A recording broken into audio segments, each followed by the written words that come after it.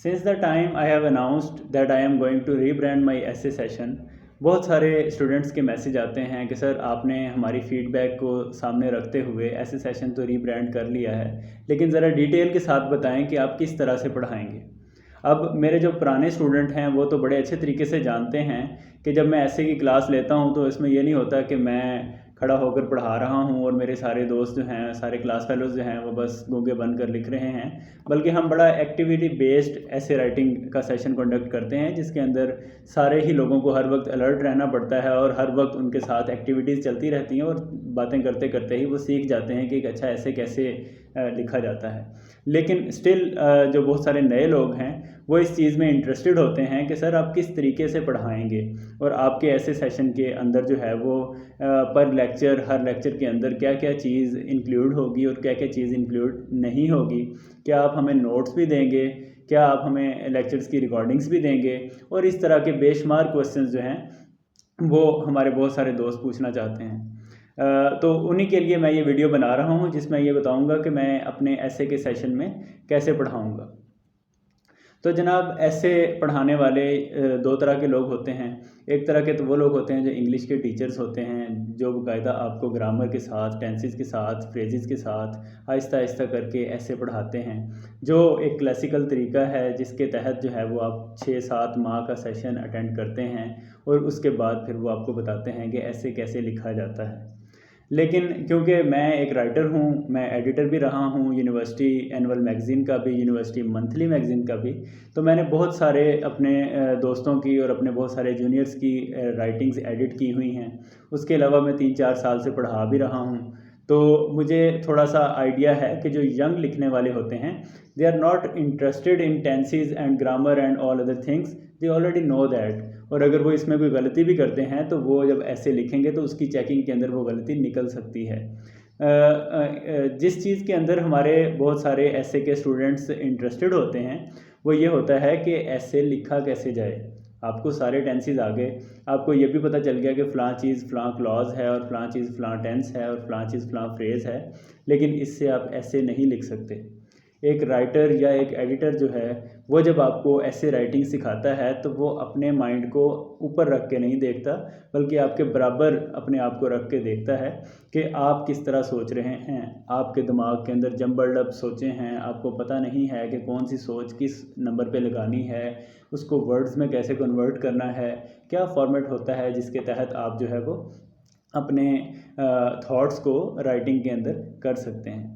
तो हम ये सपोज़ करते हैं कि हमारे सारे दोस्त जो हैं वो यूनिवर्सिटी से पढ़े हुए हैं और उन्होंने इंग्लिश में भी पढ़ा हुआ है। ज़ाहिर है यूनिवर्सिटीज़ के अंदर इंग्लिश मीडियम ही होता है एजुकेशन का, उर्दू मीडियम बहुत कम होता है।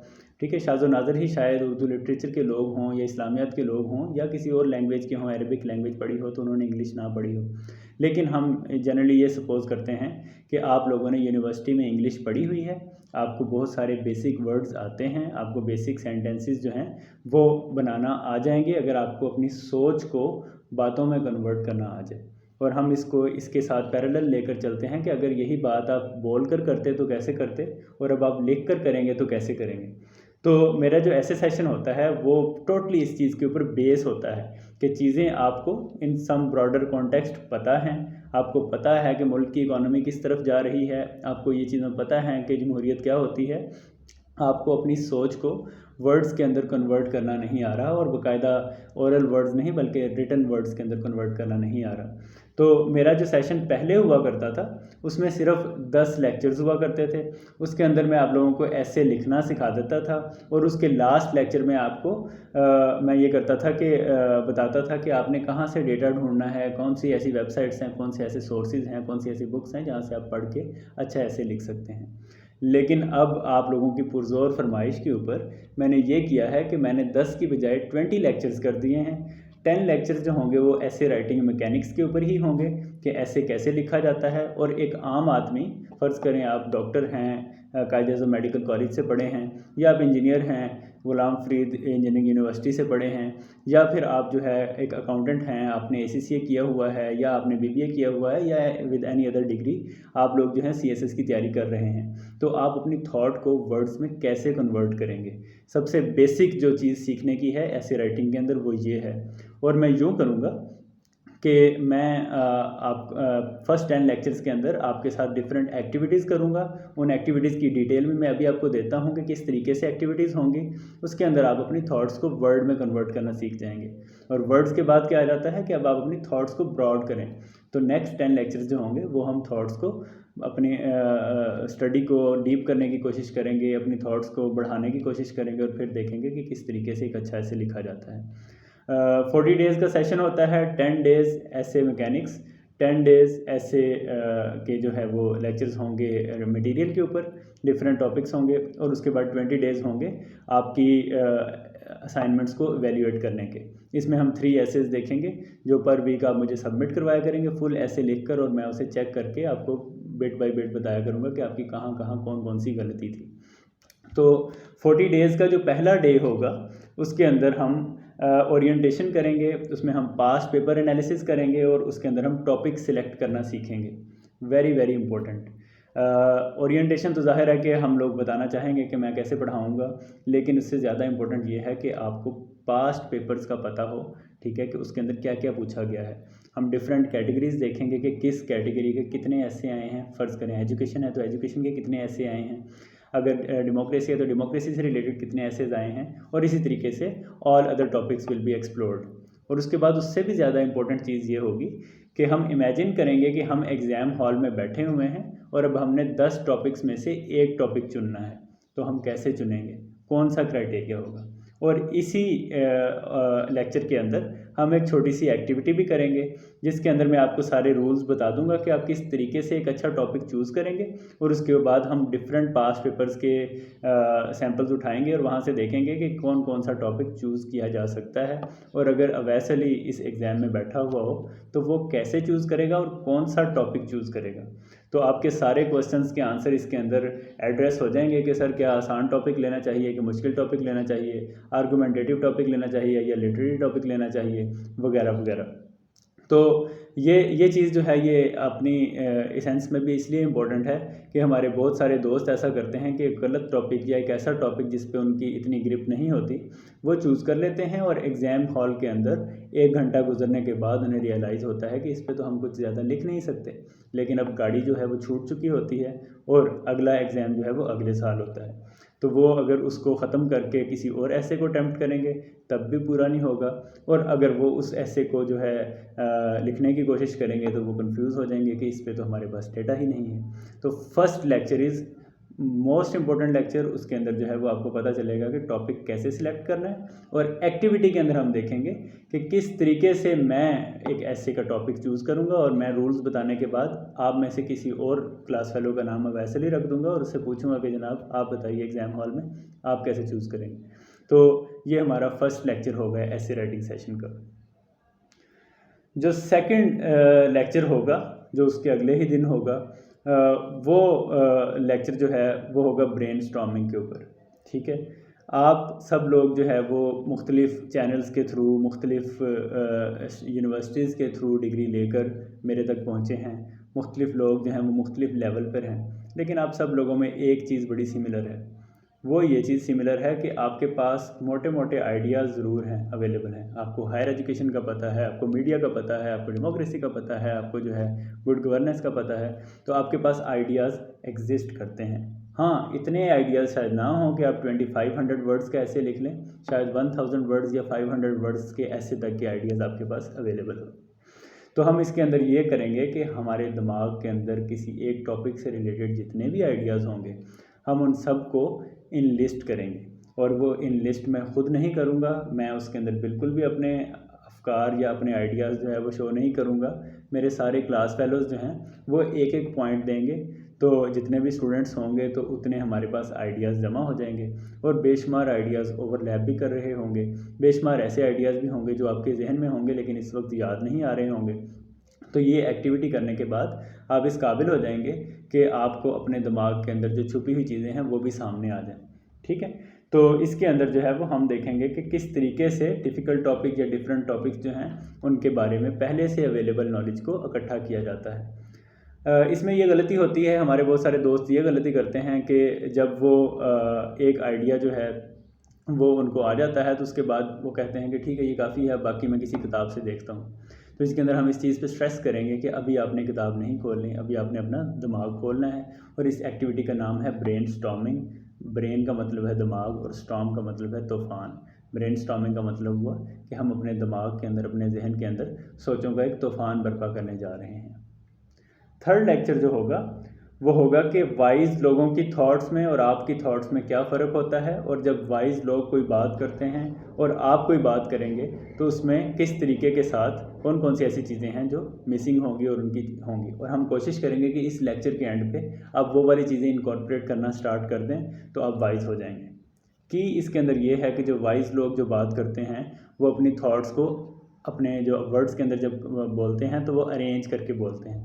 आप लोग अरेंज नहीं करेंगे, आप लोग एक बात करेंगे, फिर दूसरी बात करेंगे, फिर पहली बात कर देंगे, फिर तीसरी करेंगे, फिर दूसरी बात कर देंगे। तो हम देखेंगे कि किस तरीके से अपने आइडियाज़ को अरेंज किया जाता है, किस तरीके से ग्रुप किया जाता है। और हमारी एक्टिविटी भी यही होगी कि हम मिलजुल कर किसी एक ऐसे के टॉपिक को अरेंज करना सीखेंगे, उसके आइडियाज़ को, जो कल हमने ब्रेनस्टॉर्मिंग से सीखा होगा। और फोर्थ डे के ऊपर, फोर्थ लेक्चर के अंदर हम आउटलाइन बनाना सीखेंगे। अब हमारा सारा रॉ मटेरियल इकट्ठा हो गया है, अब हमने नीट वाली साइड के ऊपर एक आउटलाइन बनानी है। आउटलाइन के क्या डूज़ एंड डोंट्स होते हैं, क्या आउटलाइन में थीसिस स्टेटमेंट लिखनी चाहिए या नहीं लिखनी चाहिए, आउटलाइन के कितने पॉइंट्स होने चाहिए, ठीक है। और आउटलाइन के अंदर जो है फ्रेजेस लिखने चाहिए या सेंटेंसेस लिखने चाहिए, क्या केस स्टडीज़ और स्टैट्स भी आउटलाइन के अंदर ही लिखने चाहिए या वो ऐसे के अंदर लिखने चाहिए। इन सारे क्वेश्चंस को हम अपने आउटलाइन मेकिंग के सेशन के अंदर डिस्कस करेंगे। और फिर हम जिस ऐसे के ऊपर काम कर रहे होंगे उसके ऊपर एक आउटलाइन भी बना लेंगे।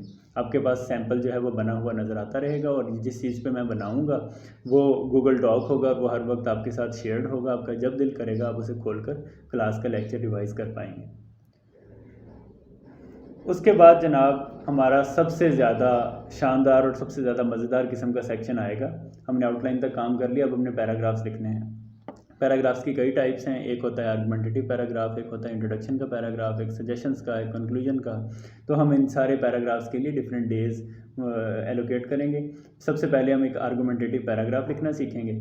इस पैराग्राफ को लिखते हुए हम एक डेली लाइफ की एग्जांपल से, एक्टिविटी से स्टार्ट करेंगे, और जब वो एंड होगा तो मैं आपको बताऊंगा कि आपने असल में क्या किया है। और आपको एक बाकायदा एक मोल्ड दे दूंगा, एक कास्ट दे दूंगा, जिससे आपको पता चलेगा कि किसी भी आइडिया को इस सांचे के अंदर अगर रख दिया जाए तो वो एक आर्गुमेंटेटिव पैराग्राफ की फॉर्म में बाहर निकल आता है, ठीक है। तो इस मोल्ड को लेने के बाद आप इस काबिल हो जाएंगे कि आप दुनिया की किसी भी थॉट को बड़े ही ज़बरदस्त तरीके से एक आर्गुमेंटेटिव पैराग्राफ के अंदर कन्वर्ट करना सीख लेंगे। नेक्स्ट जो 2 लेक्चर्स होंगे वो इंट्रोडक्शन राइटिंग पे होंगे। स्टार्ट जो है वो उसमें अपने एग्जामिनर को इम्प्रेस करना है और इंट्रोडक्शन अच्छा होना चाहिए। उसके कौन से 4 ऐसे कंपोनेंट हैं जो अगर होंगे तो इंट्रोडक्शन बड़ा ज़बरदस्त हो जाएगा। उसमें से 2 कंपोनेंट हम पहले दिन पढ़ेंगे और 2 कंपोनेंट हम अगले दिन पढ़ेंगे। कुल मिला के स्टोरी ये है कि हमने इंट्रोडक्शन को ज़्यादा से ज़्यादा अट्रैक्टिव बनाना है, ज़्यादा से ज़्यादा जो है एंगेजिंग बनाना है। और उसके अलावा ये है कि हम डिफरेंट एसेस के इंट्रोडक्शन खुद हाथ से भी लिखेंगे, मैं लिखूँगा, आप लोग देखेंगे, फिर आपसे लिखवाऊँगा।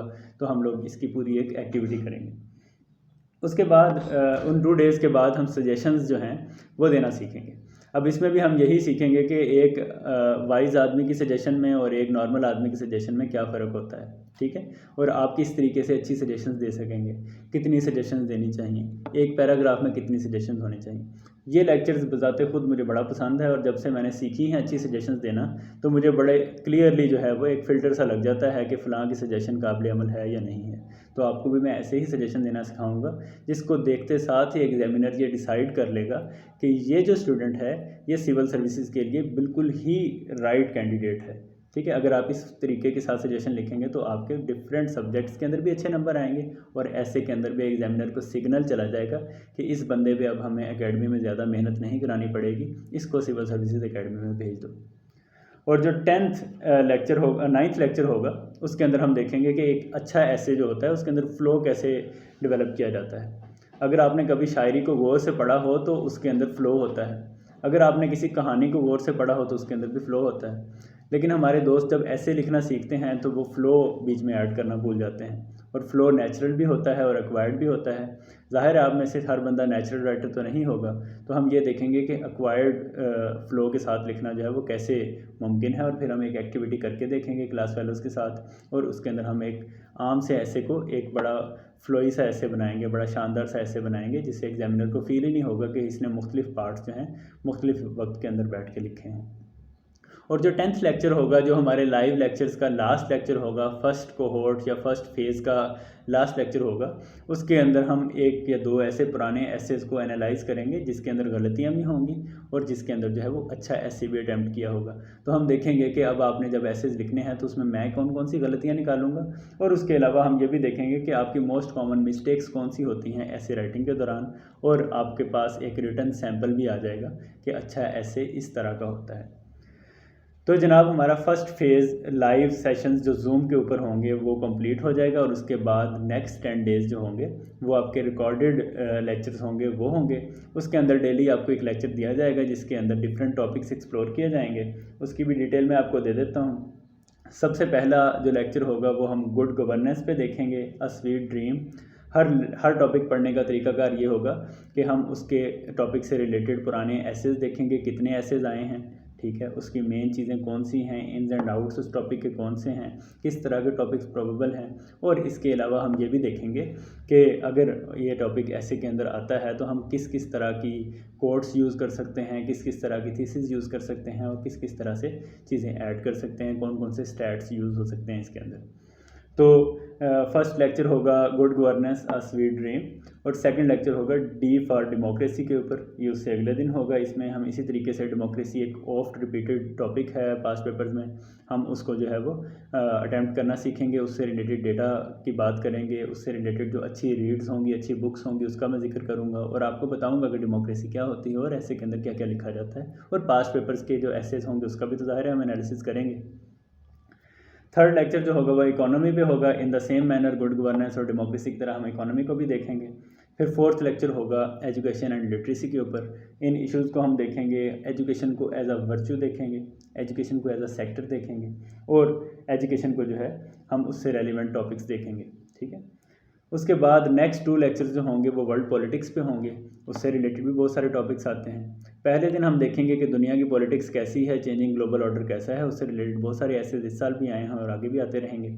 और दूसरे के अंदर हम ये देखेंगे कि वर्ल्ड पॉलिटिक्स जैसी भी है, पाकिस्तान की फॉरेन पॉलिसी कैसी है, क्या हम उसके हिसाब से अपने आप को अलाइन कर रहे हैं या नहीं कर रहे हैं। तो इसके अंदर और सारे इश्यूज़ आ जाएंगे, इंडिया पाकिस्तान के इश्यूज़ आ जाएंगे और बाकी डिफरेंट इश्यूज़ आ जाएंगे, लेकिन ये बड़े इंपॉर्टेंट हैं। इंटरनेशनल टॉपिक्स जब आते हैं ऐसे के अंदर तो यही 2 लेक्चर्स आपको सेव करेंगे, और इसके अंदर हम ज़ाहिर है इंपॉर्टेंट रीड्स देखेंगे, कौन कौन सी अच्छी किताबें हैं, कौन कौन सी अच्छी वेबसाइट्स हैं, कौन कौन से अच्छे सोर्सेज हैं, कौन कौन से अच्छे आर्टिकल्स हैं, उनका भी जिक्र करेंगे।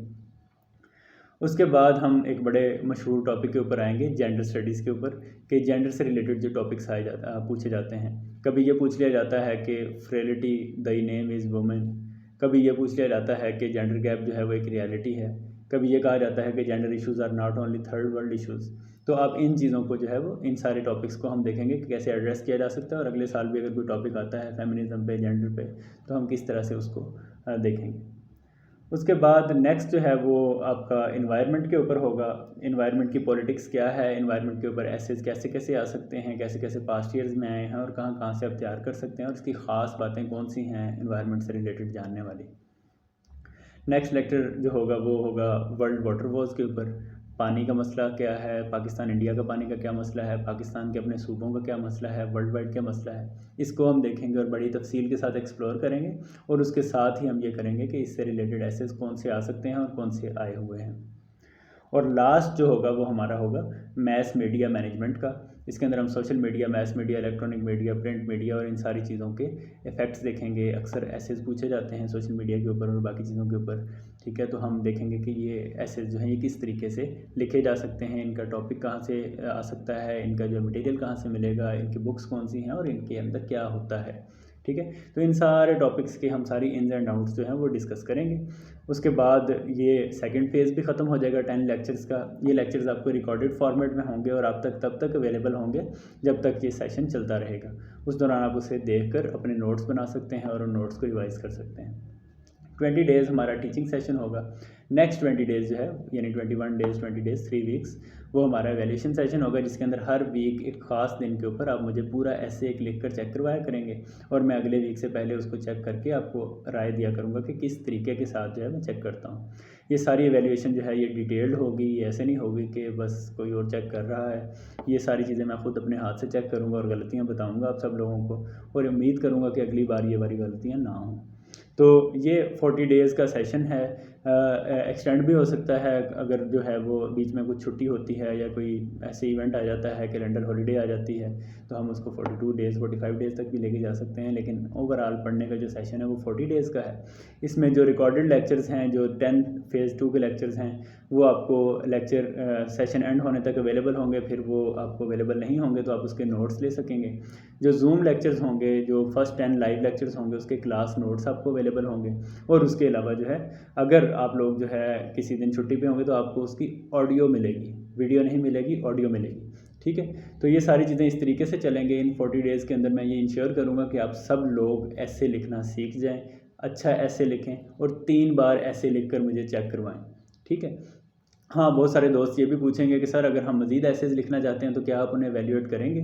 तो आप अगले सेशन के अंदर इनरोल हो सकते हैं और उस सेशन के साथ एवेल्यूएशन करवा सकते हैं। ठीक है, इसके अलावा जो है मैं सेपरेट एवेल्यूएशंस नहीं करता। ये 40 डेज़ का सेशन जो है ये इंशाल्लाह मैं कोशिश करूँगा कि ज़्यादा से ज़्यादा प्रोडक्टिव हो, ज़्यादा से ज़्यादा अच्छा हो। इसके अंदर अगर आप इनरोल होना चाहते हैं तो आपको मेरा व्हाट्सएप नंबर जो है वो नज़र आ रहा होगा, तो आप उस पर कॉन्टेक्ट कर सकते हैं इसकी मज़ीद डिटेल्स जानने के लिए और कैसे रजिस्ट्रेशन करवानी है इसके साथ भी। तो ये सारी चीज़ें जो हैं, ये सारा मोड जो होगा भी आपको व्हाट्सएप के ऊपर ही बताया जाएगा। ठीक है, तो होपफुली आपके बेशुमार क्वेश्चंस के आंसर एड्रेस हो गए होंगे। मैंने इस सेशन को रीब्रांड किया है, पहले सिर्फ 10 लेक्चर्स हुआ करते थे, अब 20 लेक्चर्स हो गए हैं। ठीक है, तो आपको जो है इससे ज़्यादा वैल्यू मिलेगी विदिन 14 डेज़, तो विदिन 40 डेज़। तो आई सपोज़ कि आप सब लोग जो है वो इंटरेस्टेड होंगे इस सेशन को रजिस्टर करने में।